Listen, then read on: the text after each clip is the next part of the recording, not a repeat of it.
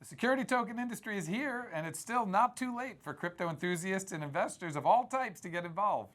Coming up on this episode of Security Token Insight, a look at the latest security token investing news, also details on the Security Token Academy's first meetup in Los Angeles. And Moonlighting is in this week's STO Spotlight.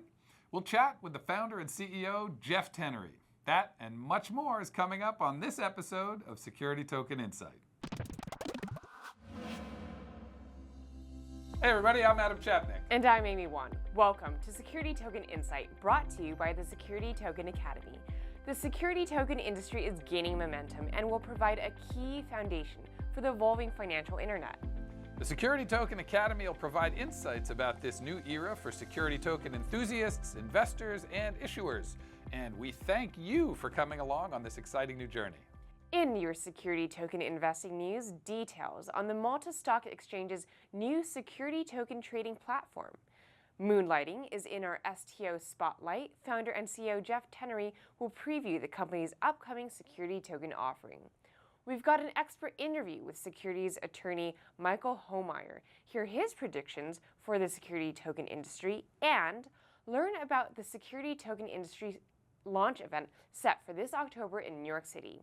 We've got a jam-packed show. Thank you for joining us.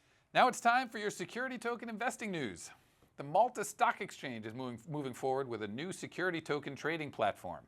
The exchange is partnering with digital asset exchange OKEX. The joint project aims to become a platform for digital asset exchanges with security expertise and client due diligence. The island of Malta is known as Blockchain Island and has taken a positive approach to regulations on blockchain, STOs, and ICOs. And in the Philippines, the SEC has drafted new regulations on how companies can raise funds. The new laws assume that all tokens issued during ICOs are securities automatically, unless proven otherwise by the issuer.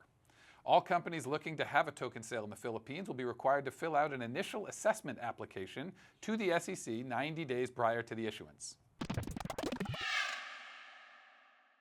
Now it's time for our Security Token Spotlight. This is where we will introduce you to a security token offering that has launched or will be launching in the future. Moonlighting is in this week's STO Spotlight. Moonlighting is a freelance marketplace platform. The company helps you find freelancers for your business or personal life. Before we chat with the founder of Moonlighting, let's learn a little bit more about the company. Take a look. The Dow traders are standing there watching in amazement, and I don't blame them. The credit market. The stock market is now down 21%. What in the world is happening on Wall Street? It was the worst day on Wall Street since the crash of 1987. Well, it is the worst jobless rate in a generation. U.S. unemployment now running at 10.2%. Back in 2008, when the market collapsed and unemployment spiked, it's really when the gig economy was born. And I was thinking through this idea of how could I help people that really needed it the most. And there was so many of my friends, so much family that were really hurting for employment. And so that's really when it started in my mind. Discoverability was our number one objective. We wanted to build a platform that could help people very quickly connect with someone who's looking to hire. And we wanted to help people get paid faster so they can make the rent, so they can make a bill. And that was what inspired Roy Ritesh and I to get Moonlighting off the ground.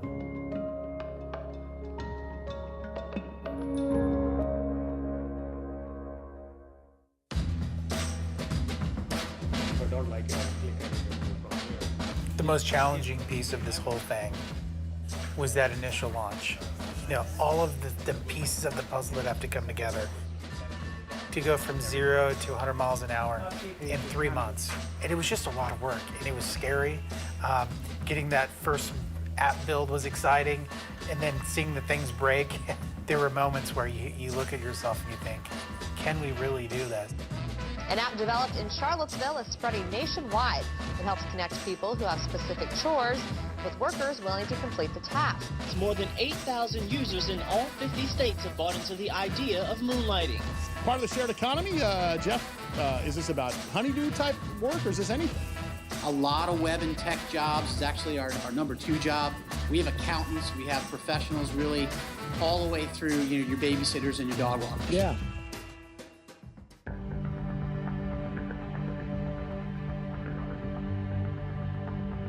Every institutional investor, every venture capital firm that we talk to, they all had pretty much the same feedback: is you need to do what Uber did, go and focus in on one city, and also pick one vertical. But we knew we could impact more people if our app worked everywhere. We have a 10 o'clock call every single day as a company, and we review statistics that are all about impacting connections and making sure people are making money.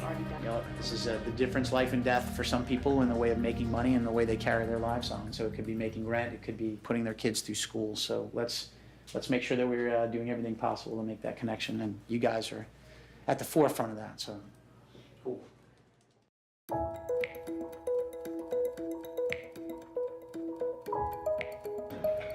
Hey, techies, let's go. Open this up, and I'm gonna give a little speech here in a second.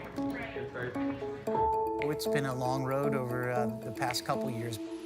Moonlighting has gone from this little idea to thousands of people signing up a day that want to be a part of this because they feel that sense of empowerment, that sense of freedom.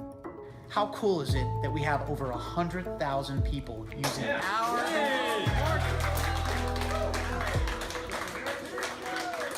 We've grown over 50% in just the last 4 weeks alone.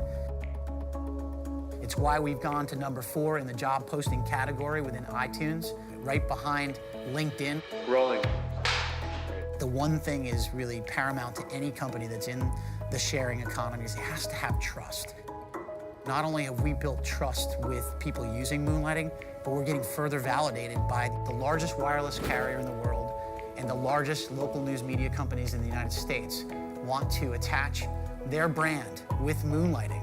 I think it further validates the mission that we're on as we revolutionize and change the way people work. And what's exciting is we have so much in place, ready to take this big step forward from hundreds of thousands of users into millions of users and really making a difference in so many different people's lives.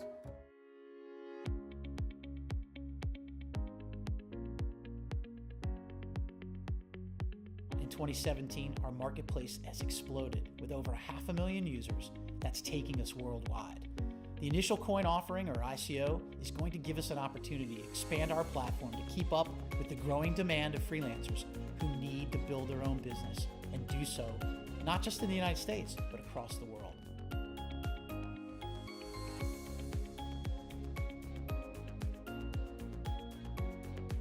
"2018 promises to be an even more exciting year as we now introduce cryptocurrency, the Moonbit as we call it, into our marketplace. We'll be going to the United Kingdom, Canada, and Latin America, and expanding globally from there using our Moonlighting marketplace as the platform for freelancers. They'll be able to use that token to remove painful commissions, currency fees, bank fees, and we'll be able to keep more of their hard-earned check.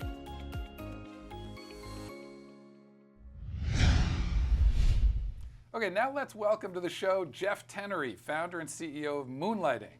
Thanks for joining us today from New York City. It's good to see you again. Yeah, it's great to be here. Thanks for having me back. Cool. So a lot has happened since we spoke with you last about Moonlighting, and we'll get into that shortly. But for those who might not know about the company, tell us, what is Moonlighting? Yeah, Moonlighting is almost a 4-year-old company now. We're one of the fastest growing freelance platforms. We help people every day find jobs, promote their skills across a wide range of everything. We joke around like fire jugglers, stilt walkers, to accountants, attorneys, you name it. We're really into helping people, create their own wealth through working for themselves.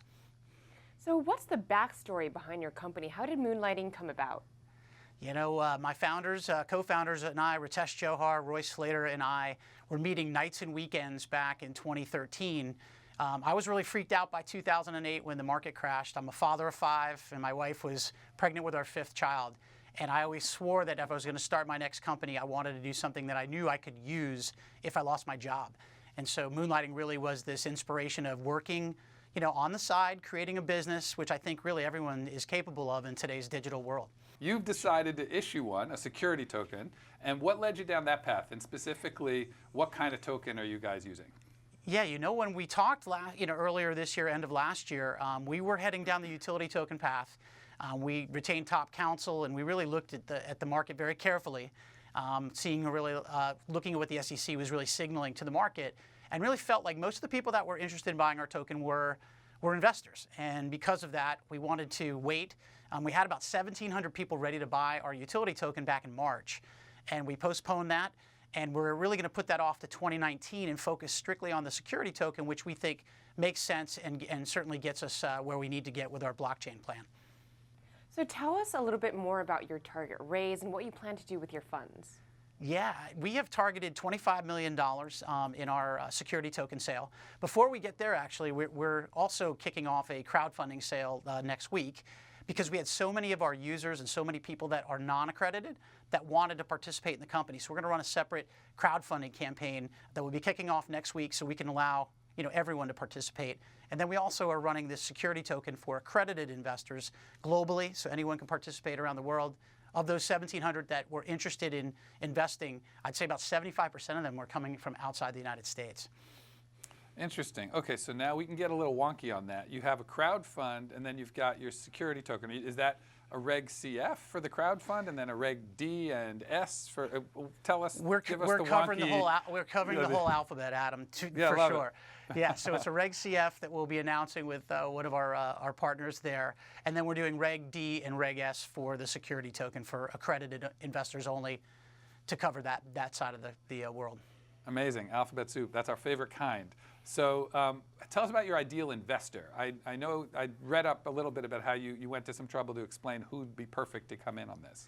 Yeah, we still have our longer term plan is to absolutely have a token that could have our users, our moonlighters as we call them, participating on our platform as users, but also can gain access to the token. So really what we're trying to do here is we're trying to accommodate a wide audience, because Moonlighting now, we sit at 660,000 users on the platform. We're about to launch in Canada and go to the UK, so we're already starting to see that international pull. And we've got Latin America and Asia on the roadmap for 2019 and 2020. So really, we're actually coming out with something that I think appeals to a wider audience, which is why we're looking at all the avenues, which include your security token for accredited, for Reg D, Reg S, and then getting folks involved under Reg CF, so that we can let what we want is our user base to be involved.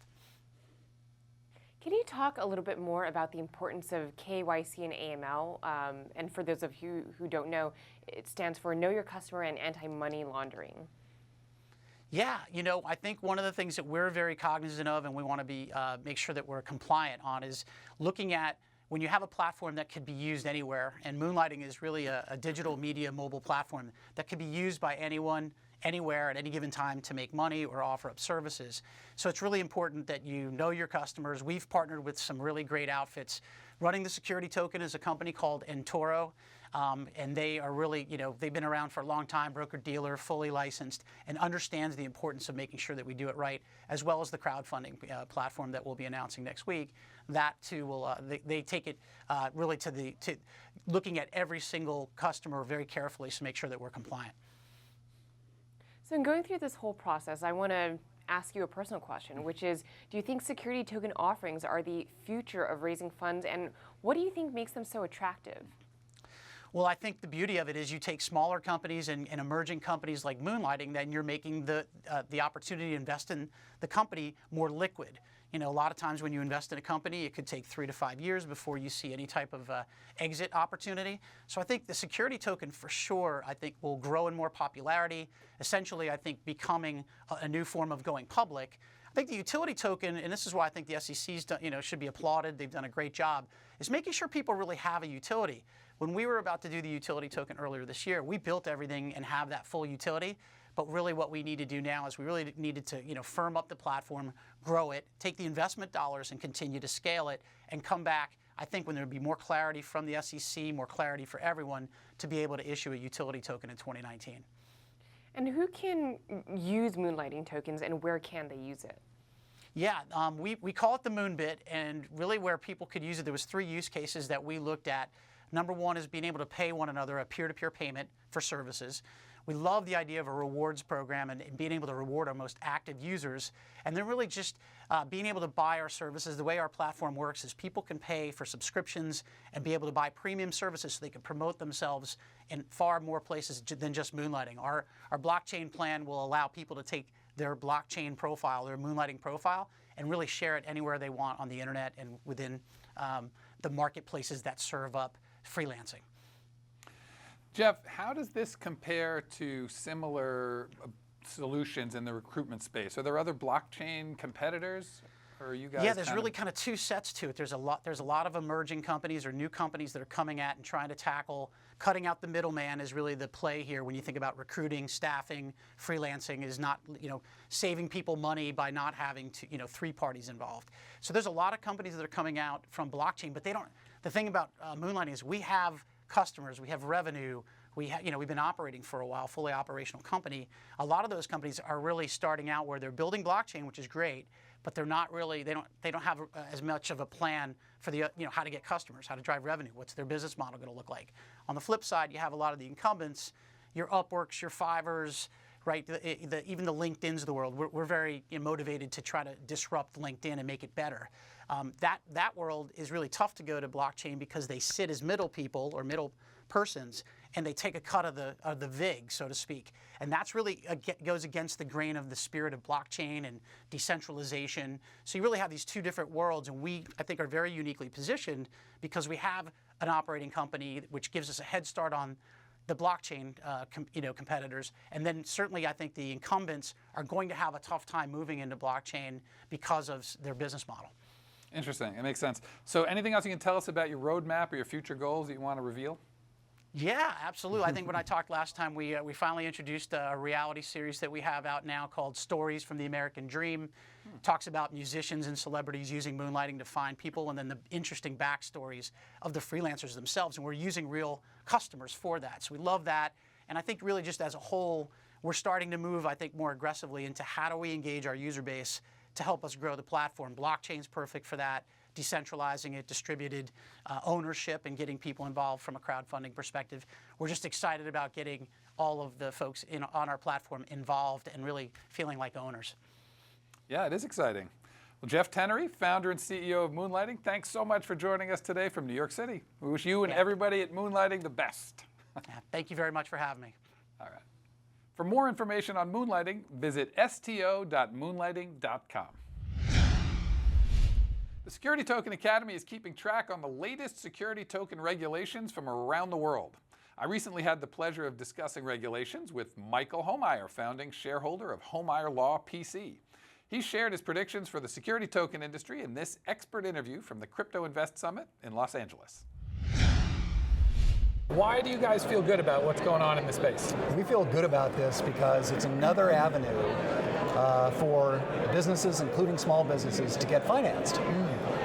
These are avenues, crowdfunding, equity crowdfunding, even EB5 work, which we've been very active in. It's all different new avenues, ways for businesses to raise money, get funded, go on to do their business, put a lot of Americans to work, accomplish great things for their technology or their business purpose, and we play some small part in helping them get the money in the door legally, safely. Investors are protected, businesses are protected.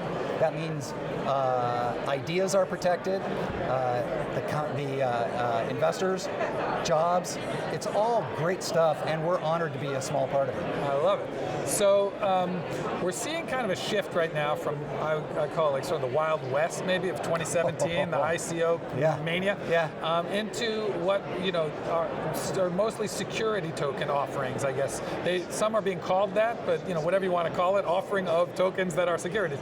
How do you guys view that shift? Is that like it's the right time and that's correct? It's terrific. It's all good. It would have been better had it happened earlier. Oh, okay. There would be less collateral damage than there is, but better that the SEC stepped in the fall when it did rather than now or a year from now, because they put a stop to a lot of misbehavior. They clarified a lot of confusion that people had or thought they had or said they had and maybe didn't. And what it's done is it's regularized the industry. the government has said, look, you're raising money from investors for this new area, crypto blockchain.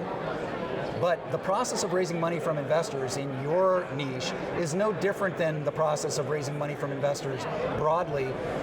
And we have been regulating that since 1930. Right. And we have been regulating it consistently since then, and we are regulating it now.